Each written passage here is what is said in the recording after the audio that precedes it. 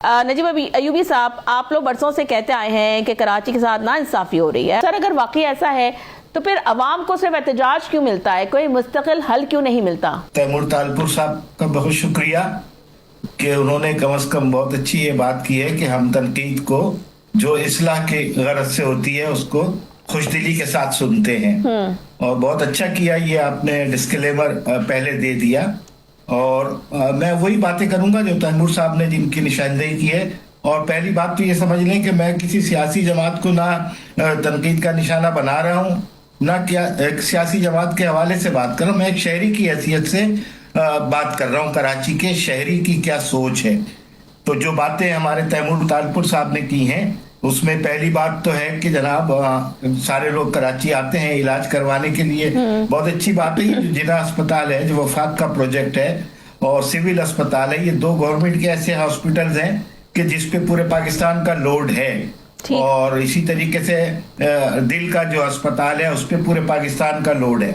हम ये कहते हैं कि ये जो अभी 100 से ज्यादा बच्चे जो एड्स के अंदर इंजेक्शन गलत लगाने से हुए हैं, इसकी जिम्मेदारी कौन उठाएगा?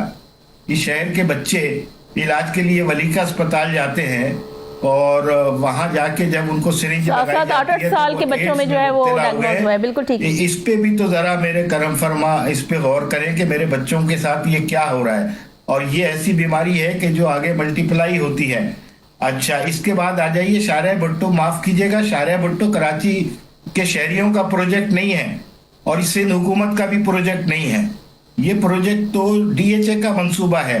डीएचए फेज 8 को डीएचए से मिलाने के साहब मुस्कुरा रहे हैं आपकी इस बात के ऊपर। नहीं, वो बहुत अच्छी बात की उन्होंने। शारिया भुट्टो कराची का मंसूबा नहीं है। इसमें वजीर आला ने खुद कहा कि हमने 4 अरब रुपए मिलाए हैं सिर्फ, और बाकी पैसे तो डीएचए वालों ने मिलाए हैं। तो उनका प्रोजेक्ट है। तो कराची के शहरियों के लिए तो आप बिला वजह ये बात कर रहे हैं। वो तो लेकिन नजीब अयूबी साहब, मेरा आपसे सवाल यही कि आप कह रहे हैं मैं बहैसियत एक शहरी बात करूं, लेकिन सर आप उन शहरियों की नुमाइंदगी आपकी जमात भी तो करती है, क्योंकि सर से बहुत से आपके टाउन चेयरमैन हैं। कर रहा हूँ ना, मैं जमात इस्लामी के साथ साथ मैं कराची शहरी की नुमाइंदगी। अब मैं दूसरी बात कह रहा हूँ, वो ये है कि शारिया भुट्टो के बाद आ जाइए green line, red line, yellow line, ये नाम बदल के इतनी सारी जो लाइनें हैं, तो कोई भी लाइन इनसे सुधर के नहीं दे रही है। और ग्रीन लाइन के नाम पे तो हमने देखा, रेड लाइन के नाम पे हम देख रहे हैं भुगत रहे हैं यूनिवर्सिटी रोड को।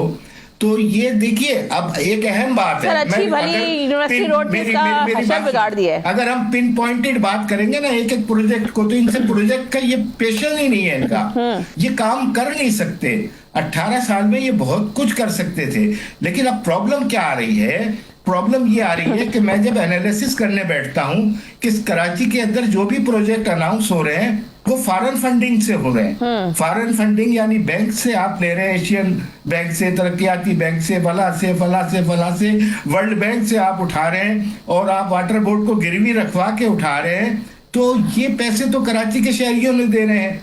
तो कराची के शहरी जो अपना टैक्स देते हैं वो पैसे क्यों नहीं लग रहे इन प्रोजेक्ट्स पे? तो कराची के टैक्सों का पैसा ही बहुत है कि अगर वो लगा दिया जाता